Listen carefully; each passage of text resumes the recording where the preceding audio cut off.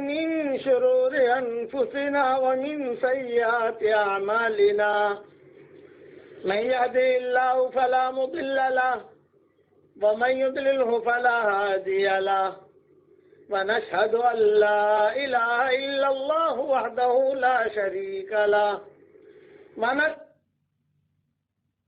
أن سيدنا ومولانا محمدا عبده ورسوله صلى الله عليه وعلى آله وأصحابه وبارك وسلم تسليما كثيرا كثيرا. اما بعد، قابل احترام ہمارے بھائی، دوست، بزرگ، مائیں، بہنیں، بیٹیاں، ساتھی، سلسلہ وار وہی مضمون حضرت محمد صلی اللہ علیہ وسلم کی پشتوں کے بارے میں مضمون چل رہا تھا. ہاشم، سلمہ، عبد المطلب، عبداللہ.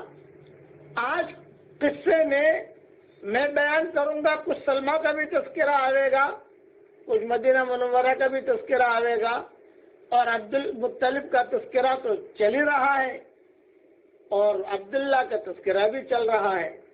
پہلے یہ بات ذہن میں رکھ لیں کہ عبد المطلب چونکہ اس وقت اسلام تو آیا نہیں تھا، لیکن کچھ اصول انہوں نے بنائے تھے عبد المطلب نے، اور وہی اصول ہماری شریعت نے باقی رکھے.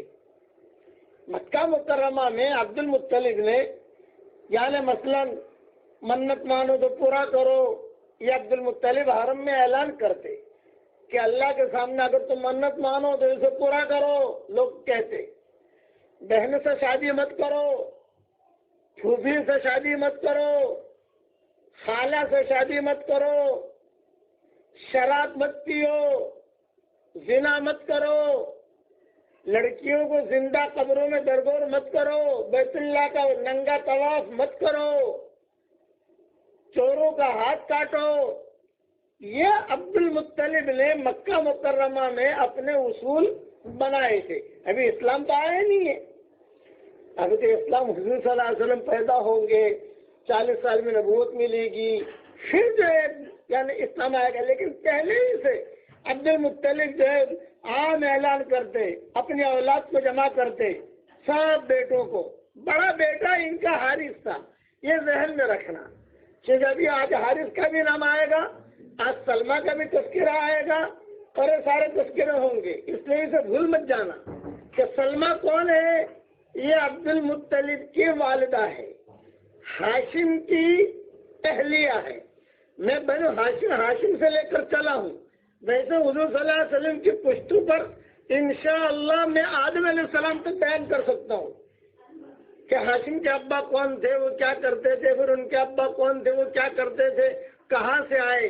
لیکن چونکہ ہاشم یہ مختصر ہے، حضور صلی اللہ علیہ وسلم کے قریب میں ہے کہ ہاشم ان کا نکاح ہو گیا سلمہ سے مدینہ منورہ میں، عبد المطلب پیدا ہو گئے، عبد المطلب سے جو ہے بڑے ہو کر زمزم کا کنواں ملا، پھر اس کے بعد جو ہے یہ عبداللہ پیدا ہو گئے.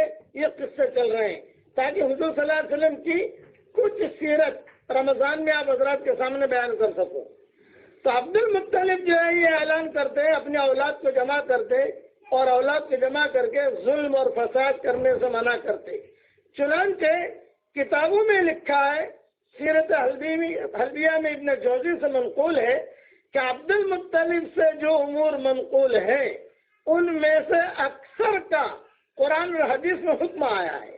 مثلا نظر کا پورا کرنا، نکاح محارم کی حرمت، چور کا ہاتھ کاٹنا، لڑکیوں کو زندہ درگور کرنے کی ممانعت، شراب اور زنا کی حرمت، بیت اللہ کا ننگا طواف کرنے کی ممانعت. واقعات اور حالات کے پڑھنے کے بعد یہ بات بخود منکشف ہو جاتی ہے کہ جس قدر زمانہ نبوت قریب ہوتا جاتا ہے اسی قدر مکارم اخلاق اور محسن عادات، انوار و برکات اور خوارق عادات کا ظہور بھی بڑھتا جاتا ہے. خصوصاً عبد المطلب کے سوانح زندگی میں جا بجا سچے خواب 6 خواب میں بیان کر چکا، اور باقی خواب بھی آئے ان کو. یہ انہیں خواب آتے تھے کہ سچے خواب جو کہ نبوت کا مبدا اور آغاز ہے، نمایاں طور پر دکھائی دیتا ہے۔ عبد المطلب کو جب کبھی کوئی واقعہ پیش آتا یا کوئی ٹینشن ہوتا یا کوئی مسئلہ پیش آتا تو اچھے خواب، سچے خواب اور الہامات سے ان کی رہبری کی جاتی تھی۔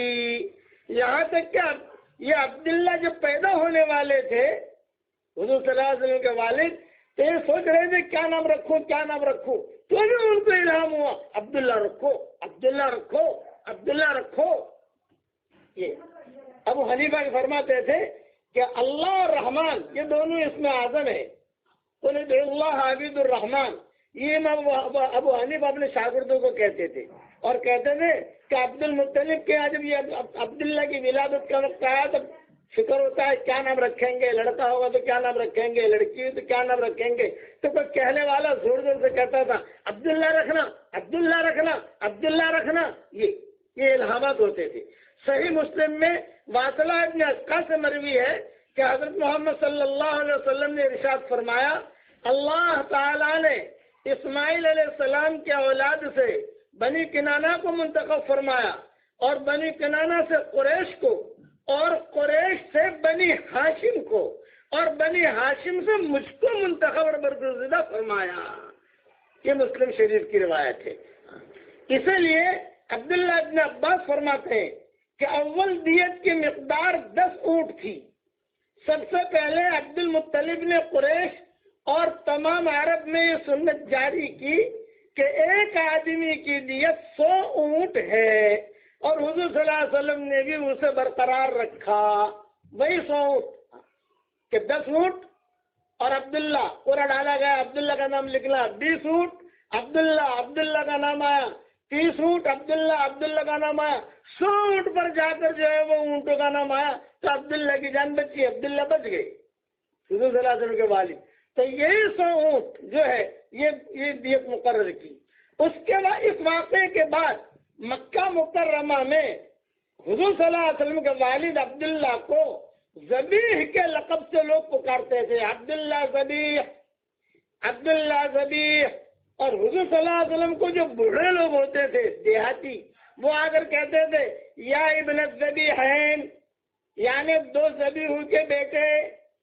ایک حدیث میں قصہ آتا ہے، حضرت معاویہ فرماتے ہیں کہ ایک مرتبہ ہم حضرت محمد صلی اللہ علیہ وسلم کی خدمت بابرکت میں بیٹھے ہوئے تھے تو ایک دیہاتی آیا اور سب کے سامنے کہا یا ابن الذبیحین۔ تو حضور جو ہے حضور نے تبسم فرمایا، حضور ایسے تو حضور کو بھی یہ قصہ معلوم تھا کہ میرے باپ کے ساتھ یہ ہوا تھا، تو حضور بہت مسکرائے، تبسم فرمایا۔ حضرت معاویہ جب اس حدیث کی روایت سے فارغ ہوئے تو حاضرین میں سے کسی نے دریافت کیا کہ وہ 2 ذبیح کون ہیں؟ تو حضرت معاویہ نے کہا، حضرت عبداللہ کا یہ واقعہ بیان کر کے حضرت معاویہ نے کہا ایک عبداللہ اور دوسرے حضرت اسماعیل۔ اس حدیث کو امام حاکم ابن جریر نے روایت کیا ہے۔ عبد المطلب کا اتنا اونچا مقام تھا، علامہ زرقانی بیان فرماتے ہیں قریش جب قحط سالی میں مبتلا ہوتے تو عبد المطلب کو پہاڑ پہ لے جاتے اور ان کی برکت سے باران رحمت کی دعا کرتے، اور بارہا ایسا ہوا کہ قریش کی مشکلات عبد المطلب کے برکت سے حل ہوئی۔ ان کو لے جاتے، عبد المطلب چلو، عبد المطلب چلو، ہمارے لیے دعا کرو، ہمارے لیے دعا کرو، ہمارے لیے دعا کرو۔ چنانچہ عبد المطلب دعا کرتے اور دعا کر کے جو ہے ان کی پریشانیاں دور ہوتی۔ اب یہ قصہ سنو حضرت عبداللہ کا، جب دیت سے فارغ ہو گئے، عبداللہ بھی بڑے ہو گئے، بعض کتابوں میں یہ لکھا ہے کہ بہنیں حضرت عبداللہ کو چھوڑتی نہیں تھی۔ جو بہنیں تھی وہ کہتی تھی، حضور صلی اللہ علیہ وسلم کی پھوپھیاں، وہ کہتے تھے بھائی تم جو ہے نا باپ کے پاس مت جاؤ، تم ہمارے پاس رہو۔ تو کہتے کیوں؟ ارے وہ 100 اونٹ تو ذبح کر لیے، لیکن کبھی دماغ میں آئے گا، کیا دماغ میں آئے گا کہ ہر مرتبہ عبداللہ کا نام نکلا تو میں نے اس کو ذبح کیوں نہیں کیا؟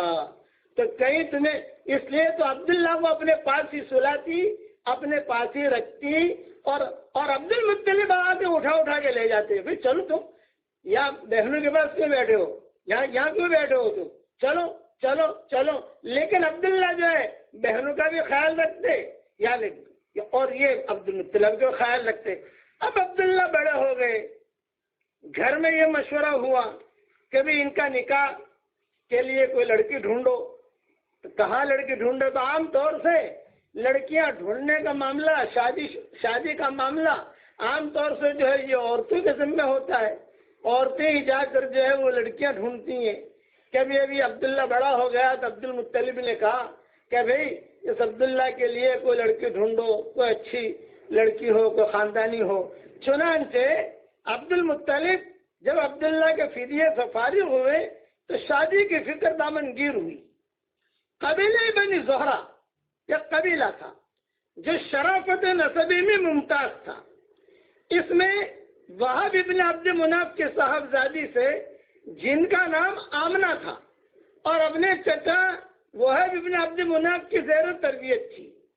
بس یعنی یہ سمجھ لو 2 لڑکیاں تھیں جو سمجھ میں آئیں پورے مکہ میں, ایک آمنہ اور ایک حالہ. یہ دونوں گویا کہ آپس میں بہنیں تو نہیں تھی لیکن آپس میں ان کی رشتہ داریاں تھیں. تو ایک فرما اور جو ہے یہ قبیلہ بھی معروف تھا. تو انہوں نے بہنوں نے آ کر کہا کہ ابا لڑکی مل گئی ہے اور بہت اچھی لڑکی ہے, 2 لڑکیاں ہیں, جسے چاہیں ہم پسند کر لیں ہمارے بھائی کے لیے. چنانچہ کتابوں میں لکھا ہے کہ عبد المطلب دیکھنے کے لیے گئے, ان کے بیٹے دیکھنے کے لیے گئے, جو رشتہ داروں کی جو عادت ہوتی ہے وہ دیکھنے کے لیے گئے.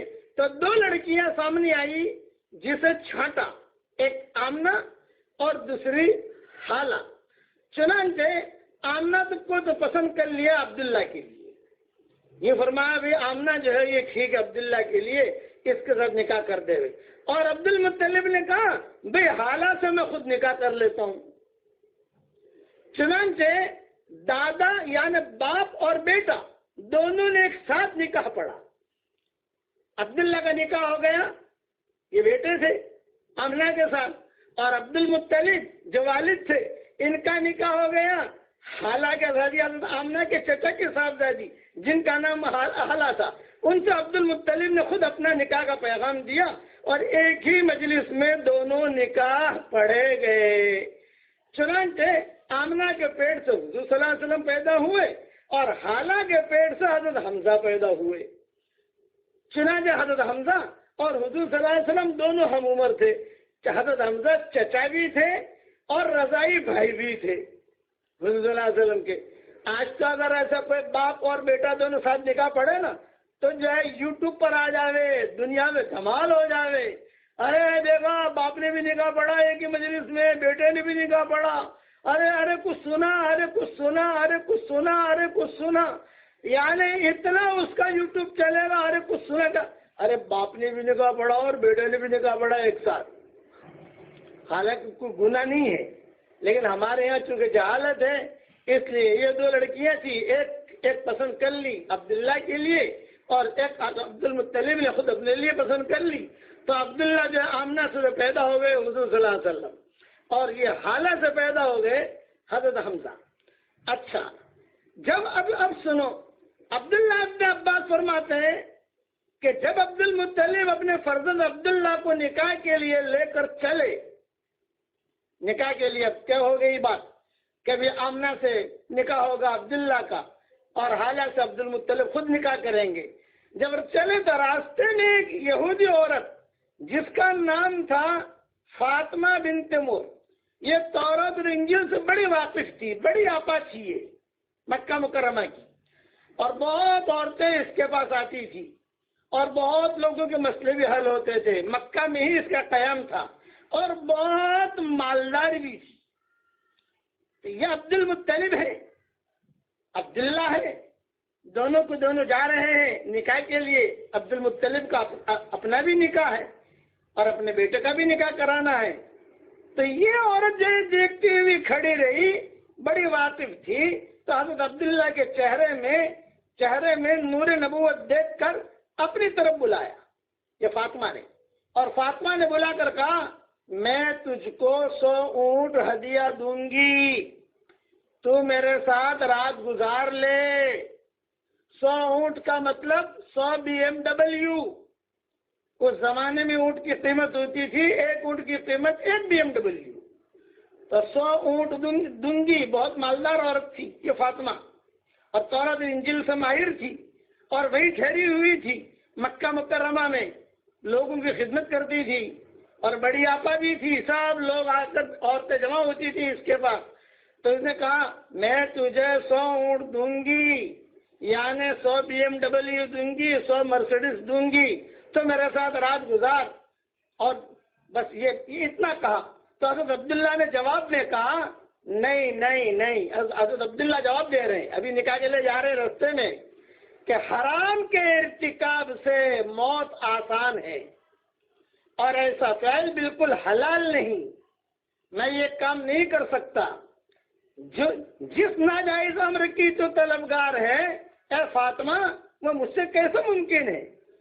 کریم النفس آدمی، سخی آدمی، شریف آدمی تو اپنی آبرو اور اپنی دین کی پوری حمایت اور حفاظت کرتا ہے۔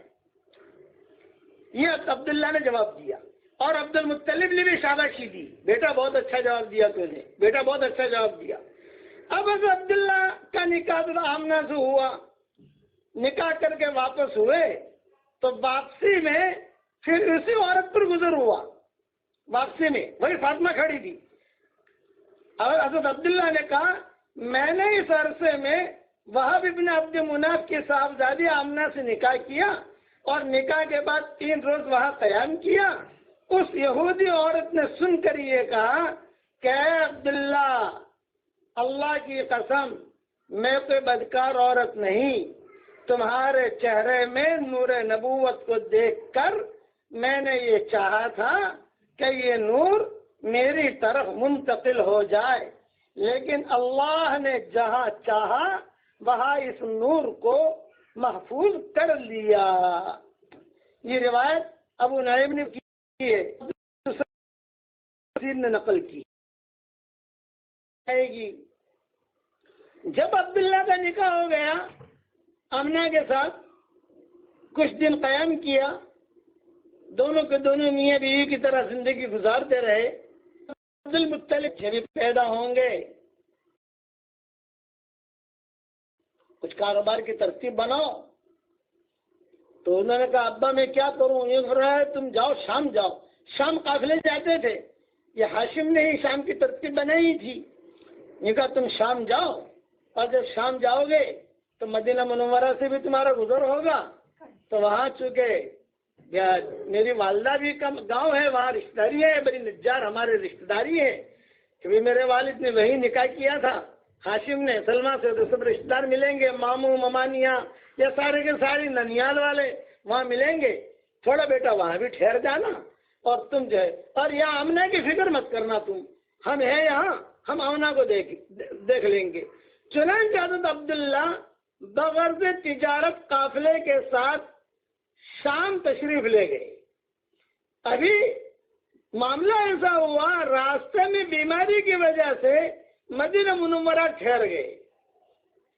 شام گئے تو صحیح، لیکن واپسی میں بیمار ہو گئے عبداللہ، حضور صلی اللہ علیہ وسلم کے والد، تو مدینہ منورہ ٹھہر گئے۔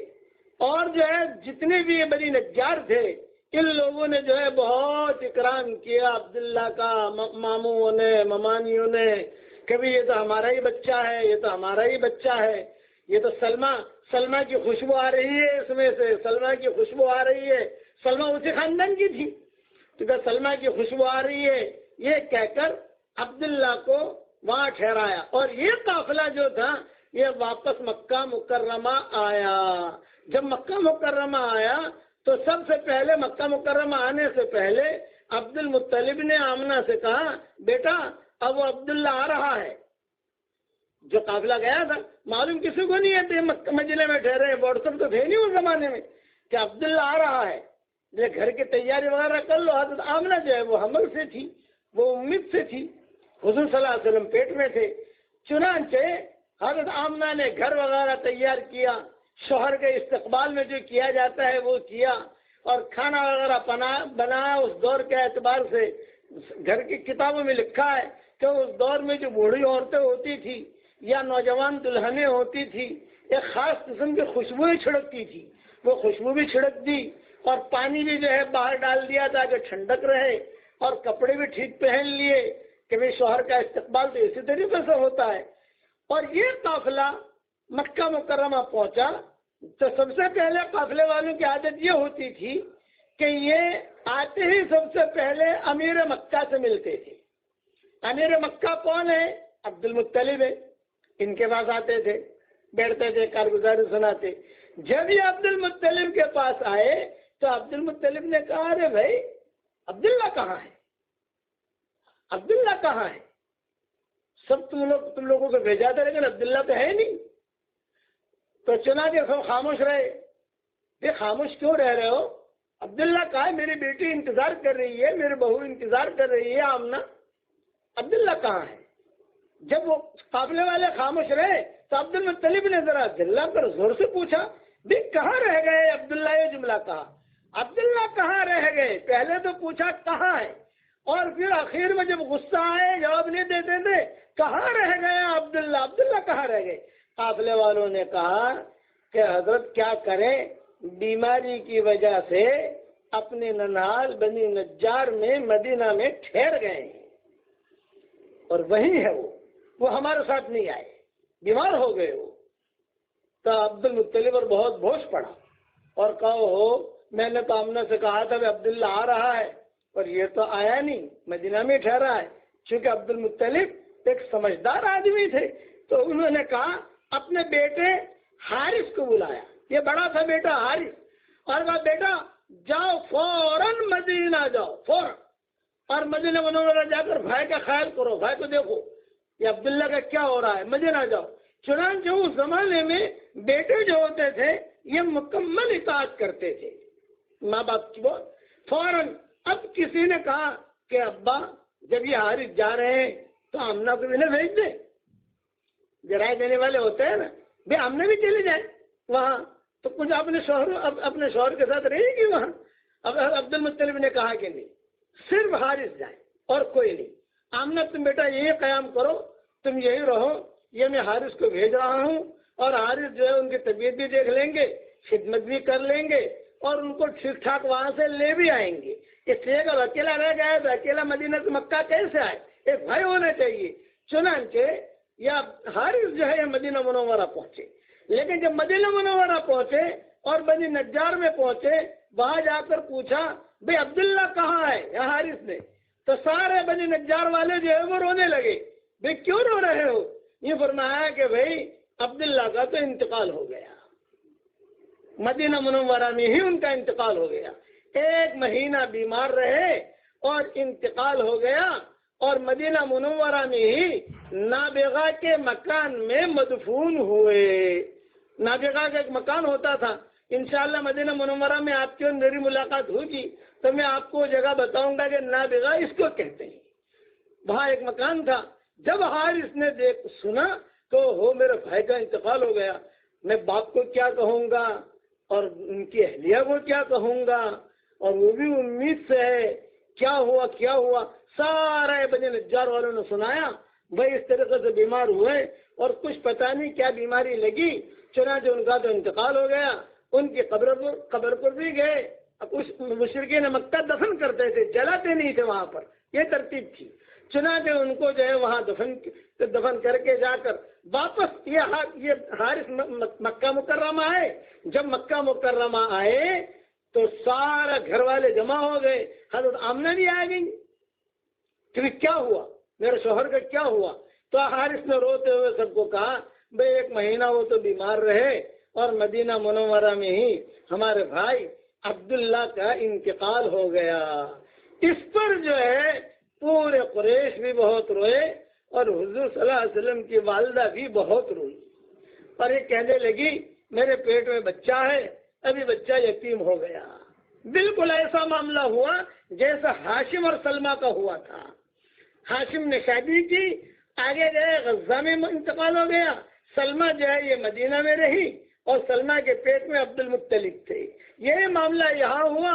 عبداللہ نے نکاح کیا، سفر کے لیے گئے، مدینہ میں انتقال ہو گیا، اور آمنہ کے پیٹ اللہ علیہ کے وقت میں حضرت عبداللہ کی عمر 18 سال کی تھی. 18 سال کی عمر میں حضرت عبداللہ کا انتقال ہو گیا. اب بتاؤ 18 سال ان کی تھی تو ان کے والدہ عام طور سے جو زمانے میں ہوتا ہے ان کی اہلیہ حضرت آمنہ یہ اور ان سے کم ہوں گی. علامہ سیوطی نے بھی اسی کو ترجیح دی ہے، اور بہت یعنی اکثر علماء اس پر متفق ہیں کہ عبداللہ کا انتقال مدینہ منورہ میں ہوا، 18 سال کی عمر میں ہوا. اب جب انتقال کے بعد ورثہ وغیرہ تقسیم ہوتا ہے تو عبد المطلب روتے ہوئے آئے اور یہ کہا کہ آمنہ عبداللہ کا ورثہ یہ ہے.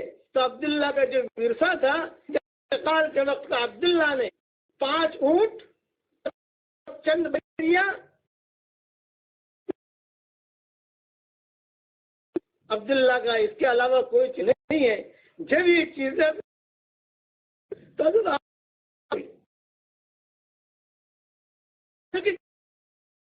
کے قصے میں بہت بیان کیے ہیں میں نے بیانوں میں. حضور اکرم صلی اللہ علیہ وسلم ام ایمن سے چمٹ جاتے تھے. جب پیدا ہوئے تو ام ایمن سے چمٹ جاتے تھے اور ایک جملہ کہتے تھے، مجھے ام ایمن سے میری ماں کا پیار ملتا ہے. یہ ام ایمن ہے، بہت اونچی عورت تھی، یہ عبداللہ کی باندی تھی.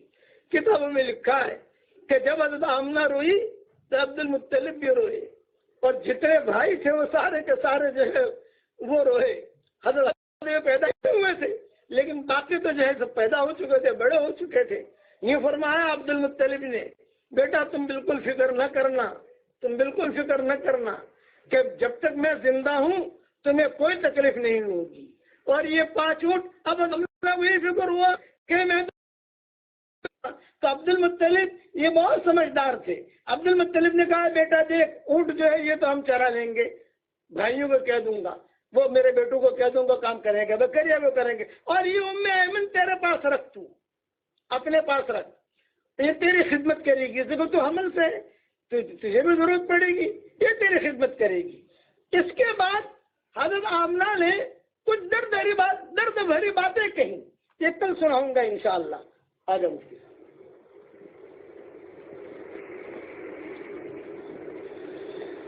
یہ ہمارے سامنے روزانہ مسائل چل رہے ہیں. آج آپ لوگوں کو سمجھانا، لیکن آج مسئلہ سمجھ لو غسل اور کفن سے متعلق. ایک بات دھیان میں رکھیں کہ شہید کا نام تو آپ نے سنا ہوگا. شہید اللہ تبارک و تعالیٰ کے یہاں پہ بہت بڑا درجہ ہے اور بہت بڑا رتبہ ہے. تو شہید کی بنیادی طور پر 3 قسمیں ہوتی ہیں. ایک شہید تو وہ ہوتا ہے جو دنیاوی اعتبار سے بھی شہید ہوتا ہے، اخروی اعتبار سے بھی شہید ہوتا ہے. اس کے احکامات دنیاوی اعتبار سے کچھ الگ ہوتے ہیں. اس کے لیے غسل بھی نہیں ہوتا، اس کے لیے کفن بھی نہیں ہوتا. جس کپڑے میں اس کی شہادت ہوئی ہے اسی کپڑے میں اس کو دفن کر دیا جاتا ہے نماز جنازہ کے بعد. لیکن یہ دنیاوی اور اخروی شہید ہے. ایک دوسرا شہید وہ ہے کہ جو دنیاوی اعتبار سے تو شہید ہو لیکن اخروی اعتبار سے شہید نہیں ہوتا، اس کا بھی یہاں پہ معاملہ نہیں ہے. ایک تیسرا ہے کہ جو اخروی اعتبار سے شہید ہوتے ہیں لیکن دنیاوی اعتبار سے شہادت کے احکامات ان کے اوپر لاگو نہیں ہوتے ہیں. اخروی اعتبار سے شہید ہونے کا مطلب یہ ہے کہ اللہ تعالیٰ کے یہاں پہ ان کو شہادت کا درجہ ملے گا، لیکن دنیا میں شہادت کے احکامات ان کے اوپر جاری نہیں ہوتے ہیں. چنانچہ احادیث کے اندر بہت سی بیماریاں اور کچھ ایسی چیزیں آتی ہے کہ ان حادثات میں مرنے والے لوگ اللہ کے یہاں پہ شہید کہلائیں گے لیکن دنیا اعتبار سے وہ شہید نہیں. چنانچہ ان لوگوں بھی ضروری ہے، کفن پہنانا بھی ضروری ہے، نماز جنازہ بھی ضروری ہے، اور پھر اس کے بعد ان کی تدفین ہوگی. جیسے پیٹ کی بیماری میں کوئی انسان مر جائے تو حدیث کے اندر آتا ہے کہ وہ انسان جو ہے نا وہ شہید ہے. اسی طریقے سے اس وائرس میں جو مرنے والے ہیں تو یہ بھی انہی بیماریوں کے اندر آئیں گے، جس کی وجہ سے ہمیں امید رکھنی چاہیے کہ اللہ کے یہاں پہ یہ لوگ شہادت کا درجہ اختیار کریں گے. لیکن دنیاوی اعتبار سے احکامات یہ ہے کہ ان کو غسل دینا بھی ضروری ہے، کفن پہنانا بھی ضروری ہے. جہاں تک غسل دینے کا تعلق ہے تو غسل دینے کا تعلق ایسا ہے کہ انسان کے ناپاک ہونے کے بہت سے اسباب ہیں. جس طرح انسان حاجت وغیرہ سے فارغ ہوتا ہے تو انسان ناپاک ہو جاتا ہے، اور اس کے علاوہ انسان کے جسم سے خون نکل گیا اور بہہ گیا تو انسان ناپاک ہو جاتا ہے، وضو کرنا ضروری ہوتا ہے، بعض صورتوں میں غسل کرنا ضروری ہوتا ہے. تو ناپاکی کے اسباب میں سے ایک سبب انسان کا انتقال بھی ہے. انسان کے جسم سے روح نکلتی ہے، یہ انسان کے ناپاک ہونے کا ایک سبب ہے. اسی وجہ سے مرحوم کو غسل دینا ضروری ہوتا ہے کہ غسل دے کر ہم اس کو پاک کریں، پھر اس کے بعد اس کے اللہ کے حوالے کریں. تو یہ غسل جو ہے یہ زندوں کے اوپر مردہ کا ایک حق ہوتا ہے، اور مسلمان کے جو حقوق ہیں ان میں سے ایک حق یہ بھی ہے. اب جو موجودہ صورتحال ہے، اس موجودہ صورتحال میں مصنون طریقہ جو غسل کا ہے وہ تو ہم میں سے ہر ایک کو پتہ ہے، کتابوں میں لکھا ہوا بھی ہے. تو مصنون طریقے سے غسل دینے کی اگر اس کے لیے گنجائش ہے حکومت کے قانون میں اور ڈاکٹروں کی ہدایت کے مطابق، تو پھر مصنوعی طریقے سے غسل دینا چاہیے، ماسک پہن کے اور ہاتھ میں گلوز وغیرہ پہن کے. اور اگر مصنوعی طریقے سے غسل دینا اس کے لیے ممکن نہ ہو قانونی مجبوریوں کی وجہ سے، ڈاکٹروں کی ہدایت کی وجہ سے، تو دوسرا طریقہ یہ ہے کہ اس کے اوپر پانی بہا دیا جائے. عام طور پر جو غسل دیا جاتا ہے تو اس غسل دینے کے اندر پانی بھی بہایا جاتا ہے اور جائے، اس لیے کہ پانی بہانا یہ بھی غسل ہی کے قائم مقام ہو جاتا ہے. چنانچہ فقہ کے اندر جزیہ موجود ہے کہ اگر کسی کا انتقال ہو گیا اور لاش پھٹ گئی اور اس کو ہاتھ لگا کے غسل دینا ممکن نہیں ہے تو اوپر سے صرف پانی بہا دینا یہ غسل کے قائم مقام ہو جاتا ہے. تو اسی جزیے پر ابھی ہم عمل کر سکتے ہیں. دوسری شکل.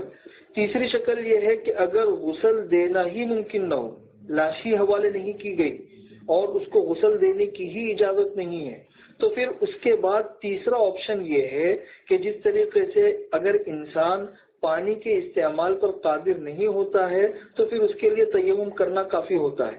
انسان تیمم کر لے تو تیمم سے انسان پاک ہو جاتا ہے. چنانچہ یہاں پہ تیسرا آپشن یہ ہے کہ اگر حکومت کی طرف سے بالکل منع ہو اور ڈاکٹری ہدایت کے مطابق اس کو ہم ہاتھ بھی نہیں لگا سکتے، غسل بھی نہیں دے سکتے، تو پھر ہم اس کو تیمم کرا لیں. اور تیمم کا طریقہ وہی ہوگا جو زندوں کے لیے ہوتا ہے کہ ہاتھ میں گلوز پہنے اور پاک زمین کے اوپر ہاتھ مارے اور پھر چہرے کے اوپر اور ہاتھ کے اوپر جس طرح تیمم کیا جاتا ہے اس طریقے سے تیمم کرا لے تو بھی یہ غسل کے اور پاکی کے قائم مقام ہو جائے گا. چوتھی بات یہ ہے کہ بہت سے لوگ پوچھتے ہیں کہ اب تو ایسا ہے کہ ہاسپٹل سے ڈائریکٹ تابوت کے اندر یا لاش کو بالکل پیک کر کے حوالے کیا جاتا ہے، اس کو تیمم کرانا بھی ممکن نہیں ہوتا. اگر ایسی سچویشن ہو تو اس کے لیے چوتھا طریقہ یہ ہے کہ جس طریقے سے آپ نے دیکھا ہوگا کہ اگر کسی انسان کے جسم پر کوئی زخم لگ جائے اور اس زخم کے اوپر پٹی بندھی ہوئی ہے تو مجبوری کے وقت میں اس پٹی کے اوپر مسح کر لینا کافی ہوتا ہے. مسح کر لیا تو پٹی کے نیچے کا جو حصہ ہے وہ پاک ہو جاتا ہے، جس کو فقہ کی اصطلاح میں مسح علی الجبیرہ کہتے ہیں. مسح علی الجبیرہ، پٹی کے اوپر مسح کرنے کے احکامات جو فقہ کی کتابوں میں مستقل ایک باب ہوتا ہے، اس کے ضمن میں بہت سے مسائل ہوتے ہیں. تو اس صورت میں چوتھا آپشن یہ ہے کہ جس تابوت کے اندر اور جس کپڑوں کے اندر اس کو ہمارے حوالے کیا گیا ہے بس اسی کے اوپر مسح کر دیا جائے تو یہ مسح علی الجبیرہ کے حکم میں ہو کر یہ بھی پاکی کے حکم میں ہو جائے گا. تیمم الگ چیز ہے اور یہ مسح علی الجبیرہ جو ہے یہ چوتھا آپشن ہے. تو یہ چوتھے آپشن پر بھی ہم عمل کر سکتے ہیں. حدیث کی کتابوں کے اندر ایک باب آتا ہے مسح علی العمامہ.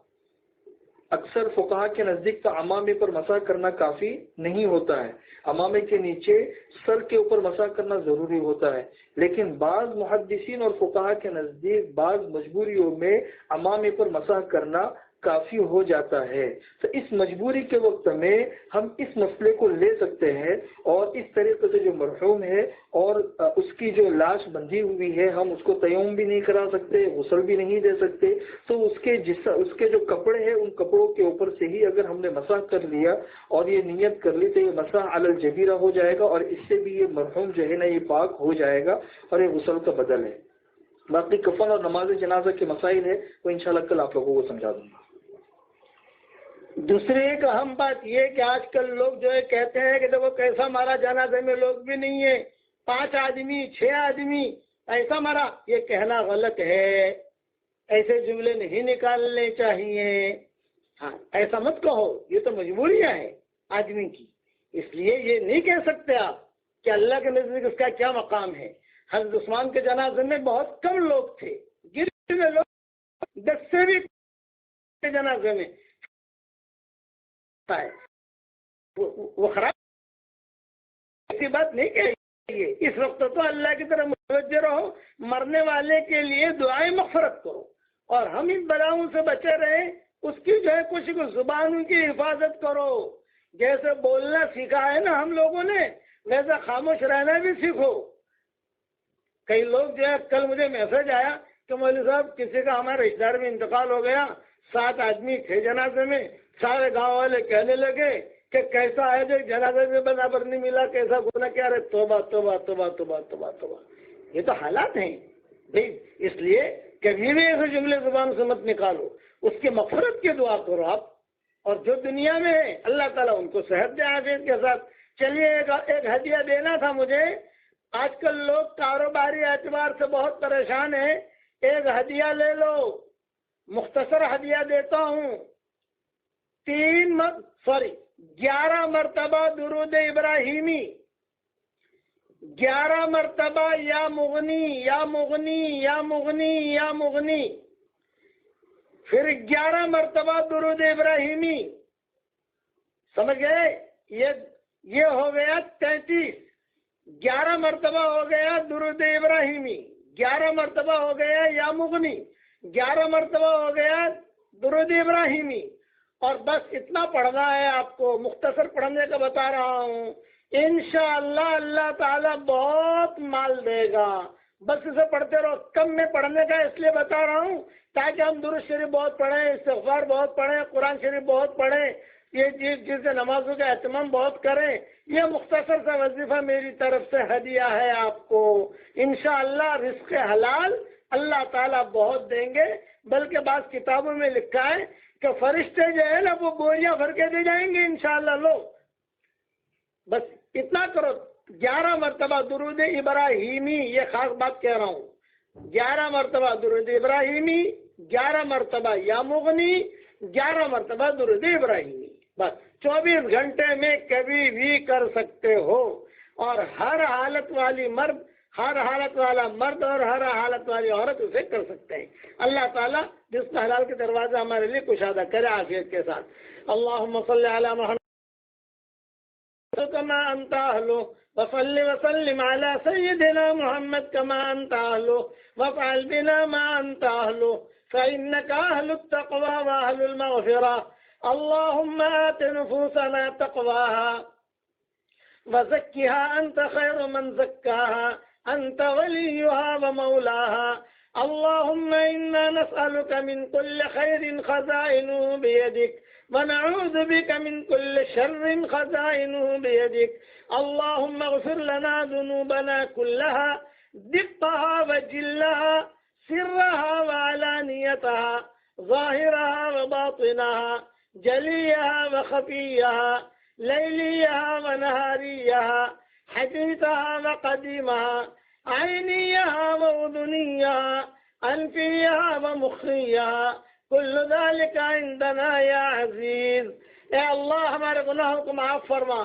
اے اللہ ہماری خطاؤں سے درگزر فرما. اے اللہ رحمت کا عشرہ ہم سے رخصت ہو گیا، اب مغفرت کا عشرہ شروع ہوا ہے. اے اللہ ہم سب کے چھوٹے بڑے گناہوں کو معاف فرما دے. اے وہ پاک ذات، ہمارے گناہ تیرا کوئی نقصان نہیں پہنچا سکتے.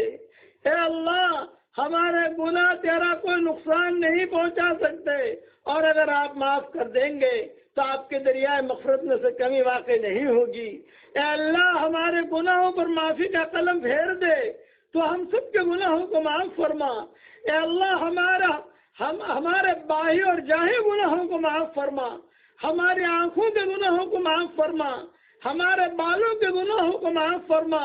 ہمارے ہاتھوں کے گناہوں کو معاف فرما. ہمارے دلوں کے گناہوں کو معاف فرما. ہماری شرمگاہوں کے گناہوں کو معاف فرما. ہمارے غلط خیالات کو معاف فرما، اور اے اللہ تو ہمیں لمم سے بچا لے، تو ہمیں لمم سے بچا لے، تو ہمیں لمم سے بچا لے۔ اے اللہ دونوں جہاں کی سرخروئی کا ہمارے لیے معاملہ فرما دے، جو پریشان حال ہو ان کی پریشانیوں کو دور فرما۔ اے اللہ جتنے مسلمان اسلام کی حالت میں دنیا سے رخصت ہوئے ہوں ان کی قبروں کو تو نور سے منور فرما، ان کے درجات کو بلند فرما، کروٹوں انہیں آرام نصیب فرما، ان کی ہڈی ہڈی کو جنت نصیب فرما۔ اے اللہ یہ مجمع جو آمین کہہ رہا ہے، کسی کے باپ کا انتقال ہو چکا ہے، کسی کی ماں کا انتقال ہو چکا ہے، کسی کے ماں اور باپ دونوں کا انتقال ہو چکا ہے، وہ قبروں میں انتظار میں ہے کہ کوئی ہمارے لیے بھی دعا کرتا ہے کہ نہیں کرتا۔ اے اللہ ہمارے ماں باپ کی مغفرت فرما، اے اللہ ہمارے ماں باپ کی مغفرت فرما، اے اللہ ہمارے ماں باپ کی مغفرت فرما، ان کی ہڈی ہڈی کو جنت نصیب فرما، اور اے اللہ جو زندہ ہو ان کی قدر کرنے کی توفیق عطا فرما، تیری اطاعت کے ساتھ ان کی عمر میں برکت کا معاملہ فرما۔ اے مولا کریم حشر کے میدان کی رسوائیوں سے ہماری حفاظت فرما۔ موت کا آنا یقینی ہے، تجھے منہ دکھانا یقینی ہے، حشر کے میدان میں تیرے سامنے کھڑا ہونا یقینی ہے۔ ایک طرف جنت مہک رہی ہوگی، دوسری طرف جہنم دہک رہی ہوگی، اور سارے کے سارے انبیاء کہہ رہے ہوں گے یا رب نفسی نفسی نفسی۔ حضرت محمد صلی اللہ علیہ وسلم کہہ رہے ہوں گے یا رب امتی امتی امتی۔ اے اللہ یہ تیرے نبی کے بھائی بہن ہیں، اے اللہ ہم تو تیرے نبی کے بھائی بہن ہیں، تیرے نبی کے بھائی بہنوں پر رحم کا، کرم کا، فضل کا معاملہ فرما، یسر کا معاملہ فرما، سہولت کا معاملہ فرما، ہمیں مخلصین میں شامل فرما، اور ہمیں مخلصین میں شامل فرما، ہمیں صدیقین میں شامل فرما، ہمیں متصدقین میں شامل فرما، ہمیں ذاکرین میں شامل فرما، ہمیں شاکرین میں شامل فرما۔ جو کام کرنے سے آپ خوش ہوتے ہوں وہ کام کرنے کی تو ہمیں توفیق عطا فرما، جو کام کرنے سے آپ ناراض ہوتے ہوں اس سے تو ہمیں بچنے کی توفیق عطا فرما۔ حشر کے میدان میں حضرت محمد صلی اللہ علیہ وسلم ہمارا ہاتھ پکڑ کر ہمیں جنت کی طرف لے جاویں تو اس کی غیر سے صورت شکل پیدا فرما۔ اے اللہ جس نے بھی مجھ سے دعاؤں کے لیے کہا ہو، دعاؤں کے لیے خطوط میں لکھا ہو، جن کا ہم پر کسی قسم کا حق اور احسان ہو، اے اللہ، اور یا جو مجھے اپنی دعاؤں میں یاد کرتے رہتے ہوں، یا مائیں بہنیں اپنی دعاؤں میں یاد کرتے رہتی ہوں، ہماری ساری دعاؤں میں اے اللہ ان کا پورا پورا حصہ نصیب فرما۔ اے اللہ تیری عنایت کو ہماری طرف متوجہ فرما دے، اے اللہ تیری عنایت کو ہماری طرف متوجہ فرما دے، ہمیں قلب منیب عطا فرما، ہمیں سلیم تیرے جائے۔ ادخلوها بسلام، ادخلوها بسلام۔ فرشتے کہہ رہے ہو سلام علیکم طبتم فادخلوها خالدین۔ فرشتے سلام کر رہے ہو، اے اللہ حوریں سلام کر رہی ہو، جنت سلام کر رہی ہو، آپ کا سلام پہنچ رہا ہو، تیرے نبی کا سلام پہنچ رہا ہو، اور دلہا بن کر، دلہن بن کر ہم تیری جنتوں میں داخل ہو رہے ہو تو اس کی غیب سے صورت و شکلیں پیدا فرما۔ اے اللہ بھٹکے ہوئے آہو کو اب سوئے حرم لے چل، وادی فارا کے پھر ہر ذرے کو چمکا دے، اے اللہ وادی فارا کے پھر ہر ذرے کو چمکا دے۔ اے اللہ حضرت محمد صلی اللہ علیہ وسلم نے جتنی خیر کے لائن کی دعائیں مانگی ہیں وہ ساری کی ساری ہم سب کے لیے قبول فرما، اور جتنی شرور سے برائیوں سے پناہ مانگی ہو ان برائیوں سے عافیت سے تو ہماری حفاظت فرما، اور کے دل جو جائے آپ وہ پوری فرما کر ان میں خیر کی شکلیں اور صورتیں پیدا فرما، اور اپنے فضل و کرم سے ہماری دعاؤں کو قبول فرما۔ سبحان ربک رب العزت عما یصفون وسلام علی المرسلین والحمد للہ رب العالمین۔